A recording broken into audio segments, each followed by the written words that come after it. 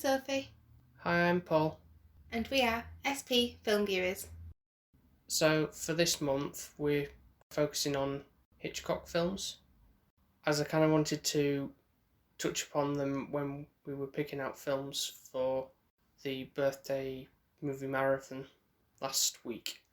And two of them didn't make the cut, so I kind of wanted to incorporate them into like a monthly segment. So, the first one this time to introduce Sophie to Hitchcock films is Rear Window.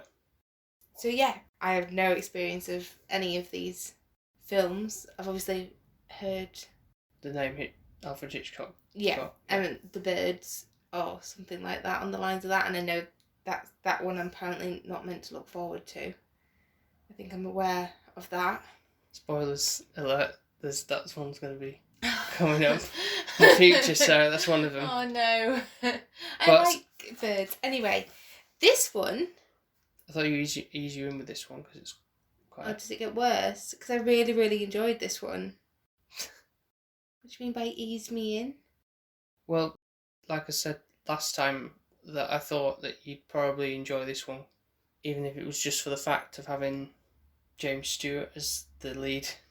It took me a while to actually realise who he was. Initially, you were like, come on, Soph, you know him? And I'm like, do I? Until it got to like a straight on face shot, and then I was like, because obviously it's from It's a Wonderful Life. Yeah. And that is just an amazing film. Funnily enough, I think it's only was it 2 years ago that we actually watched that? For me, anyway. Yeah, for you, yeah, I'd seen it a fair few times. I hadn't, and I fell in love with it. So obviously, a bit biased by the fact that he's in it and the way that he talks and the way he acts. He's a very, very good actor, actually.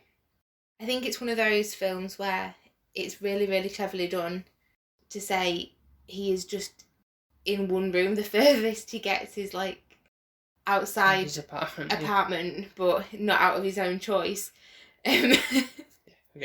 But it's literally just based in one location in his room where he's surveying out of his window, literally like as the title. Out the rear window, yeah. Yeah, you would think when you're initially watching it, you're thinking, oh, this is going to get boring after a bit. You know, they're not moving on anywhere, they're not going anywhere. It's just in this one location. But because there's so many apartments... These little stories going on separate in the sense in it, yeah. It reminds me of a little bit of like a comic book strip kind of thing. You felt like you kind of had like little windows. Panels, yeah. Like scrolling down, almost, yeah. In my head, and I quite liked the way you kind of actually knew more of the people outside of his window initially before you actually even knew him. Yes. To get to know his real background. Sort of like the focus really being on what's out of his window rather than what's going on in his, really, to get a sense of, right, here's establishing characters, here's the lives that they're leading, and get a sense of who they are and what they're doing. It was really, really cleverly done. I've not seen anything really like that. For me, personally, I don't know if you've seen anything similar to that. No, there are other films that exist where it's sort of set in one location, but not to the extent of having multiple storylines going on, so to speak. Yeah, I know what you're meaning. Yeah, it would be like maybe a family or something within one location or something like that, whereas this is a whole new level. And to say the age of the film, it's quite clever the way that they've actually... Quite clever, man. And I think that was like the main key for me. There was a lot of camera kind of related things as well, which always kind of goes well with me. So like obviously there was the massive camera lens and camera. There was an old camera that was a bit smashed up, which did break my heart.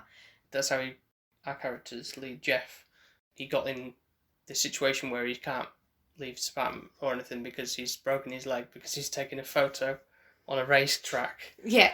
When that's how his camera got smashed. Now his leg got smashed too. Yeah. There's also quite a nice bit with like kind of showing you photography in a sense and like filming. I felt within the film. So like how they did certain shots, like for example, looking through that negative and then looking at, and I thought that was quite clever the way that they did the shot of showing the rose bushes looking taller and then smaller. Right, okay. And that kind of how they did it, because obviously it'll have been on film back then as well, so you can imagine it actually being that negative that was slotted. Well, that's how I saw it. Know a bit more about that kind of stuff than I do. But so it kind of intrigued me, and I really, really enjoyed when he was peeping through his camera through other people's rooms, the kind of focal of what you'd see behind the lens. First person perspective. Yeah. Yeah. So it felt like you were actually holding the lens and looking through the window. Yeah. It, so to speak, instead of it being Jeff doing it. Well, it can only be third person that way. But then you wouldn't really see... You'd need to see what was going on through his eyes to fully understand. That's what I'm meaning. So that's how happening. It felt. Yes, it was like it was... You were Jeff and you were the one looking through the camera. Yes, yeah. Which I really, really enjoyed. I think it added a whole new level, because obviously when he was zooming in and zooming out, you probably wouldn't notice that movement as much, you know, if it was like just a normal camera kind of panning in a film.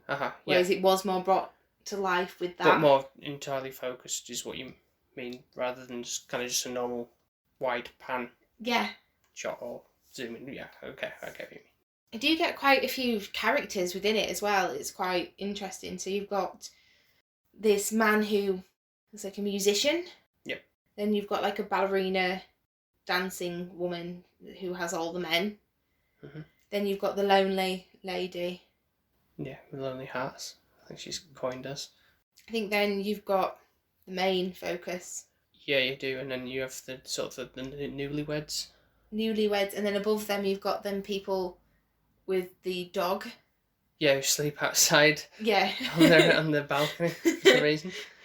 And you kind of seem to suss out the characters, and you're like, okay, so the musician seemed alright, but after a bit, I think that'd get annoying if he was playing his piano all night. Yeah.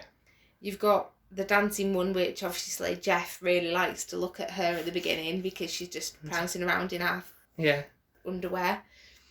I feel like the couple that are newlywed, it's just a bit kind of cliche that they're just always in the bedroom.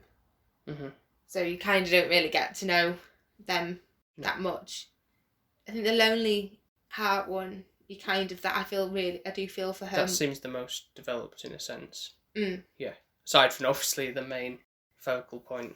And obviously then the lady and the other man who sleep outside with the dog, which you kind of get a little bit more development with them as well. So I think the main reason I like this film a lot is I do enjoy people watching. Like, I could go to, when everything was normal, like a shopping centre. Or a little cafe or something. And I could just people watch. And I could kind of make this story up in my head. Kind of like what Jeff was doing. And normally I am quite right with things. Like, I would suss it out quite clever. You can kind of say that about me. I'm quite good at weighing up the situation sometimes. Yeah. How people are, yeah.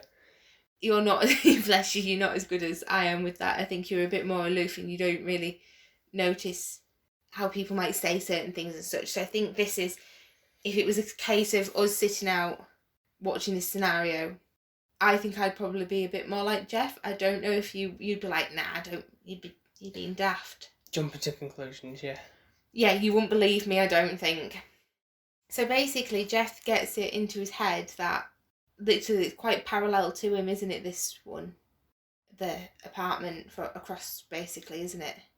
Right, okay. I shot, yeah, like, I guess. if you like, parallel. Yeah, the same window level across the way, yeah, okay. So, we have this man called Mr. Thorwald. Yeah. And he's got a wife. Or he did have. You do actually get to see her, but she's just, bless her, she doesn't have a big part. But she does, but not actually on screen. No, yeah, just the beginning. Just the beginning where you see like they're kind of bickering and arguing. Yeah. And then obviously you've got to a point where, I did say this to you, it quite made me laugh. So this guy kind of makes her breakfast and makes her lunch and evening meals because she's not very well, is she? No. That doesn't come established until later on in the film.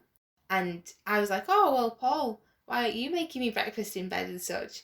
And then it was like, further down the movie, I'm like, okay, no, please don't make me breakfast in bed if that's going to be the ending of what happens to me.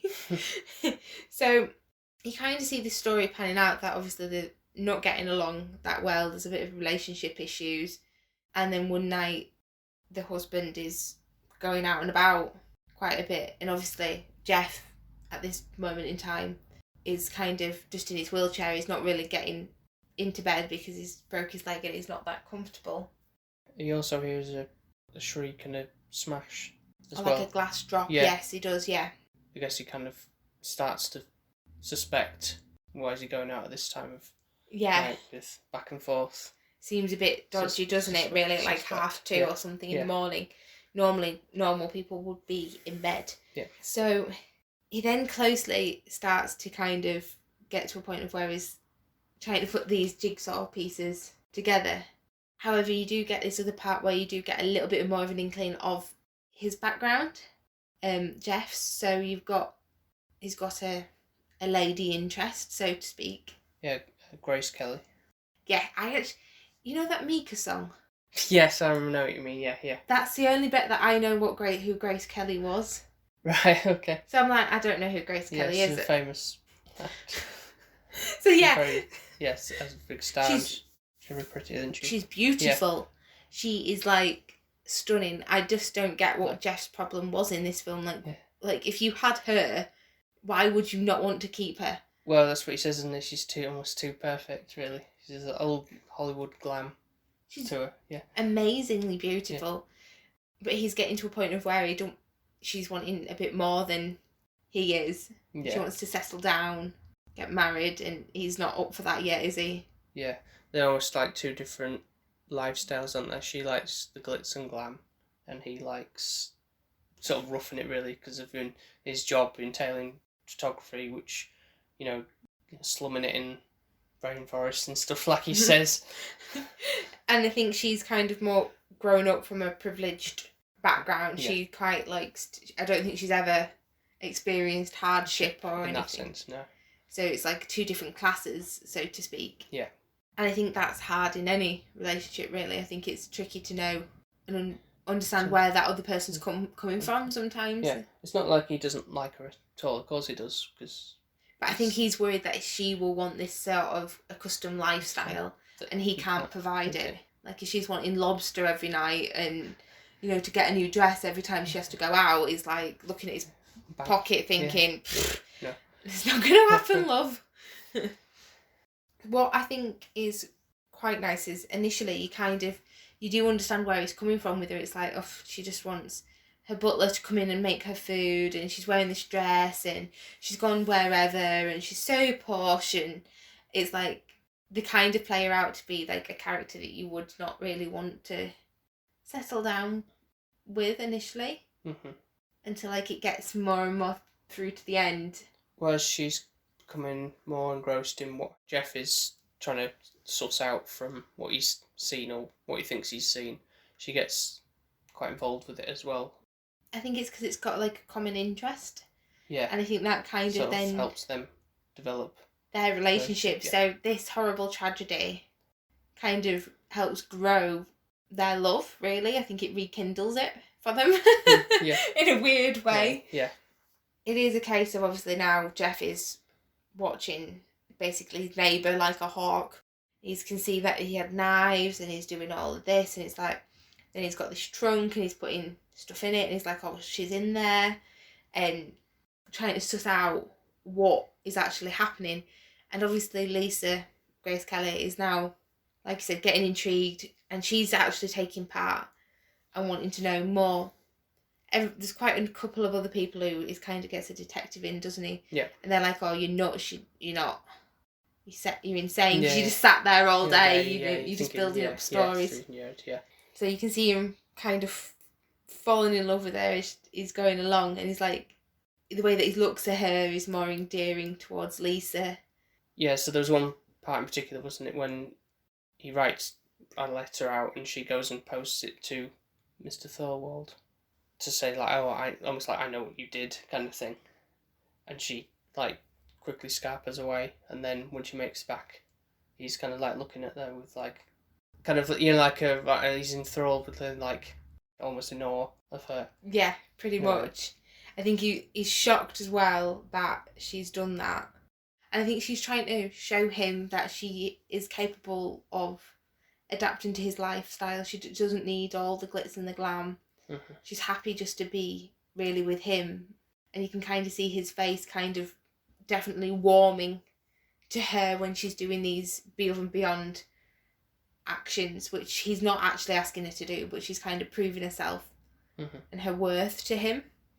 So I think we're coming to the point of where it gets to the bit where I was like, we need to pause because this is getting too intense. So it was quite enjoyable when, obviously, Mr. Thorwald didn't notice that he was being watched or wasn't aware. It was quite nice to gaze upon that circumstances and understand what was going on and kind of jigsaw it together.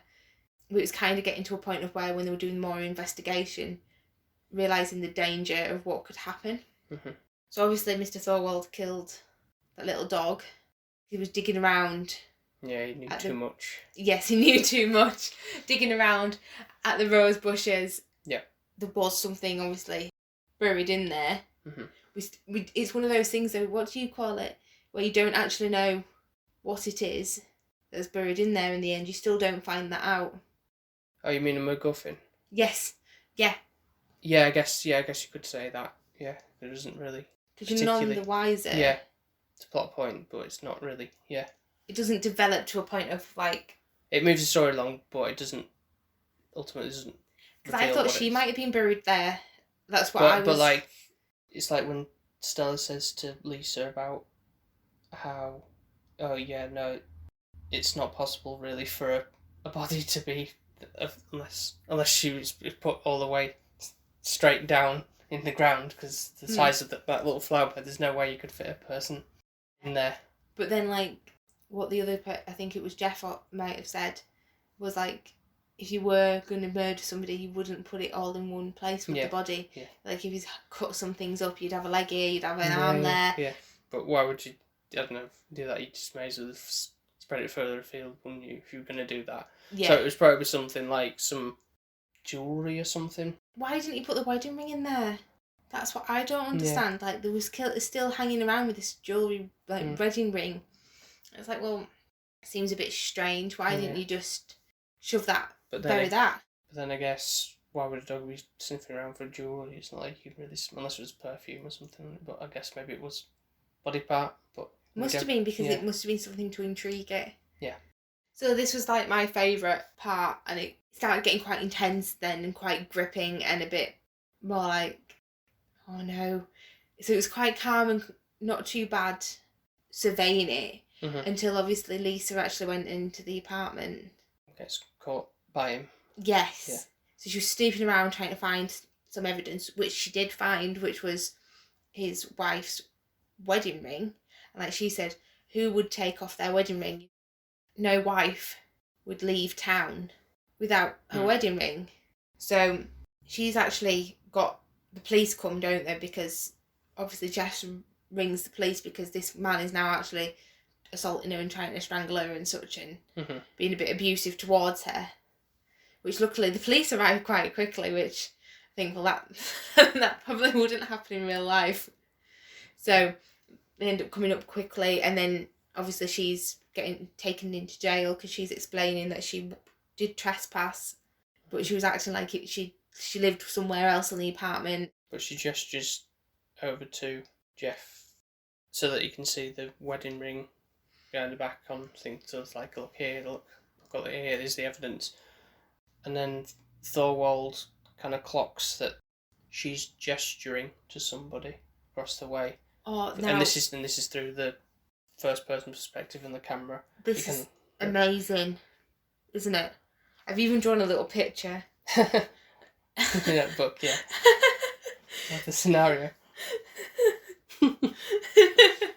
So it's a case of Thorwald is now literally looking straight at Jeff, but it's like, because it's so zoomed in, it feels like he's literally like right here in Jeff's face. And it's like, because obviously the view that Thorwald can see is Jeff with a massive lens camera staring at him. But the look that he gives him and the way that it's done, because everything else is obviously blacked out. It's literally just a zoom shot. Yeah. and all you can see is him and his stern face, and you think, oh God, what is going to happen? If he's done something to his wife, he's killed the dog, Jeff is next, he's a goner. Mm-hmm. This is when it gets so intense, because you can see that, obviously, how it's going to pan out, and you're thinking, oh God, they're all going to die. Thorwald actually goes over to Jeff's apartment, and this bit, even just with the sound of them in walking up the steps, yeah, and then he turns off the whole light, yeah, and it's like nail biting, because you're like, you don't know how it's gonna pan out. Yeah. Well, when he enters the room as well, it's kind of like, and it's kind of just like focusing entirely just on his stern eyes. Yes. And the light's just shining on that bit, and it's like, that's intimidating in the whole darkness of the room. It's so cleverly done. But then they've led you all up to this, so you've got the stern look of the camera just literally on Jeff spying on Thorwald, and then the anticipation of him coming into the apartment, and then the stern look. But then his opening line, it's like they've led you to believe he's a stern, horrible character who's murdered his wife, and he says like, "What do you want off me? Is it money you need? What is it? Who are you?" It's completely guilty. It's not like intimidating in that sense. It's kind of just like, what would you want, and what can I do to make this go away? Yeah. Type of thing, and then. And I was surprised by that. I was waiting for him to like come in guns blazing, so to speak. So initially, when I did see this film for the first time, I was kind of thinking in my head, like weighing up whether it was all in his mind, as whether he's just making this delusion of that someone had killed his thing, but then it obviously becomes more and more apparent that it's not that at all. It is literally, he has.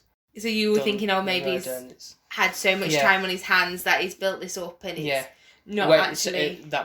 I think it's just played fairly straight, isn't it? Really. Yeah. Yeah. You can tell by the way that he reacts and what he does next that he's not a nice. He's not a nice man. So he picks poor Jeff up, but Jeff actually has a very, very clever plan. Yet again with the camera stuff, which always makes me very happy. What did they call it? It wasn't a flash gun. It was like a light bulb. Light bulb flash. I don't know. You know better than I do with that sort of camera techniques. But it'd be equivalent of a flash gun today. Yeah. But obviously it had a massive bulb in it. And like you said, I'm surprised that would startle. And it's like, if you literally, it's like flashing a torch or something in your face. Or so it was startling him, but at the same time cleverly giving like an SOS kind of thing. Yeah, and stolen him out, kind of just like blinding to stop him from approaching very quickly. But because they're in darkness, it's like, well, that would draw anybody's attention to a light flashing and then turning off again. Like, what's going on in that apartment? So he ends up chucking Jeff near enough out of the window, doesn't he? Yeah, and thankfully the police show up and just while he's getting chucked out of the window. Yeah. And they can kind of see, like, okay, he's not he's not a nice man. No, not at all. Kind of ends with, we assume that he obviously gets taken into prison and that he does kill his wife. And he has killed his wife. He has killed his wife, he killed the dog, and is... all this other incriminating evidence, pans out. It doesn't actually develop that you know everything for certain, but it feels like that kind of ends. Yeah, that way. So there's also another lady, the Lonely Heart lady, because actually she's, at this point, why they ring 999, isn't it? Backtracking for... They were going to initially because they were worried about how that she was going to be taking pills to take her own life, really, but it was the piano man, if you will, that saves her. Yeah. Because it's his music that stops her from brings her through it, So I thought that was quite a nice piece, and in the end she actually doesn't... Yeah. She kind of gets her life kind of up and running, doesn't she? Yeah, spends in the epilogue, if you will, of the film. You see all the other scenarios of like what are they up to now, kind of thing, after this whole incident, and so she's up with the piano man in the studio apartment, and you've got the dancer with I'm guessing someone from the Navy or something like that coming. But very short, not... which is quite untypical of the people she's been hanging around with. So, but she seems to dote over him like God knows what. Yeah. I really liked that bit. I thought that was quite funny. And then we get another shot of Jeff in 2 casts now, because he's damaged both his legs, so he's just about to come out of having his one leg fixed and his 2, but we also have the final pan over shot of Lisa now in more casual, like jeans and a button shirt, looking up on things for like travel guide type of thing. So it's obviously, it's kind of apparent that she's accepting of like, oh, I'm gonna, I'm just gonna stick with him. Yeah. And until he kind of dozes off, and then she gets like a fashion magazine. Yeah. So she's still gonna want that aspect of her life, but yeah, she's still compromising. Yeah, she is definitely, bless her. I think as well, you kind of get that nice ending. Somewhat happy ending, yeah. But you kind of get more of a fulfillment, I feel, out of the other stories of the neighbourhood. Yeah. Seem more joyous than, obviously, Jeff's, because bless him, he was going to have another job once his cast come off. It also makes you realise that all of this happened within a week. Yeah. Or less than a week. Yeah, essentially, yeah. A week's time he would be out of it. Yeah. Yeah. And then obviously now he's broken both of them again. He's not going to be out of it for God knows how long. I don't know how long it takes for your leg to recover, really. Yeah. So it's kind of a bit of rotten luck, but I think he's in a better state than he was at the beginning with Lisa, so that's progressed. Yeah, Lisa's. Yeah. So yes, I think that's really it in a nutshell. It's quite simple, but yet very, very complex at the same time. To say it's simple to shoot it, because it's all in one location, but then I think it would be tricky to put it together at that time. I couldn't say for certain how difficult it would be compared to doing multiple film locations and all that. But because I guess for a long period of time you'd be filming within that location, you'd need to be hiring out, or like having the same thing, not many things changing, I guess. So I guess it would be technically trickier in that sense to have everything right. That can't change or that can't break. If that's that has to be coherent. Kind of, with how things are. And as well, the thought of kind of panning towards looking like you're looking at somebody through the window. So no, all the windows were open, obviously, because they got away with it being hot. Because back then, if it was an actual window, I think the reflection would have been really tricky for them to kind of deal with. So I think that's why they kind of maybe thought, all the windows. It's in a heat wave. Will be open. But I think it's a case of knowing where to stand. So it's like, okay, go over here a little bit. So like when the girl was doing, the ballerina was putting her hair up and having like a good shot of her like that and stuff. So it's more composing the frame, but even in a smaller frame. Yeah, got you. So you can see the detail of what's going on rather than like what's going on there. So it's quite. So I think that's a tricky aspect of the film, and I think it adds a whole new kind of level of depth to it, which for me it was very, very, very appealing. Before we get to the final score, what do you think? How you were like, this is proper intense for you, and in modern day time of seeing this film, how do you think people would have felt back in the day when things like that were inherently more shocking?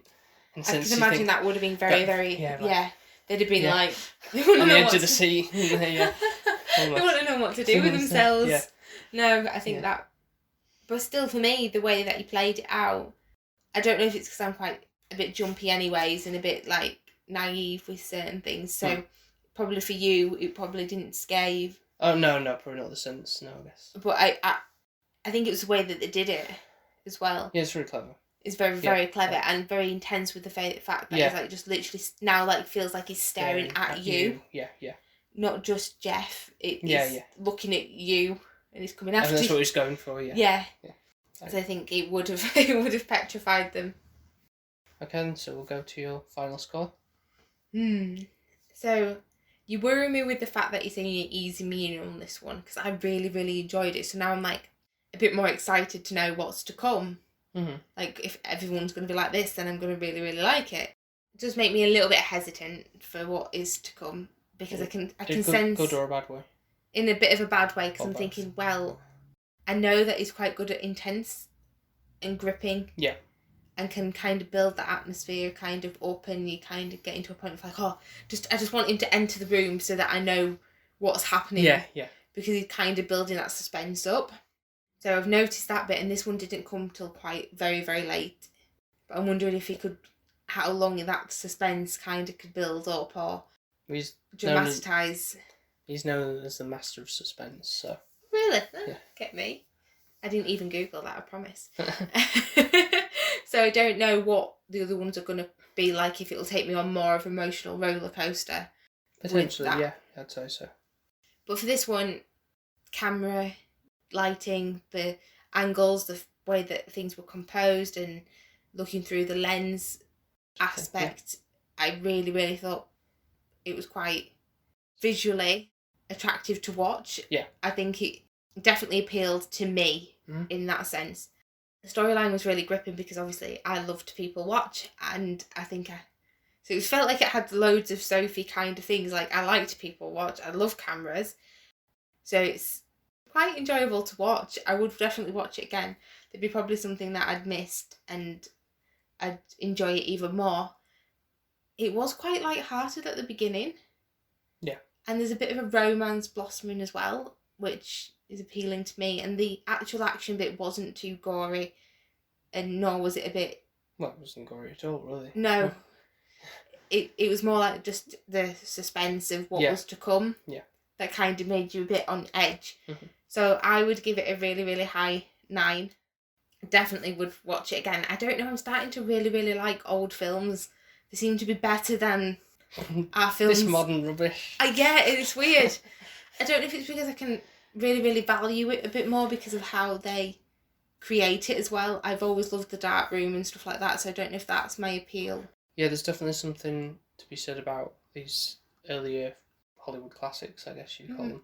Really, there's something to them that just seems inherently more appealing as like in the way that they tell a story and how they use techniques and stuff. It's just... You're 100% right. It's the storytelling as well. Yeah.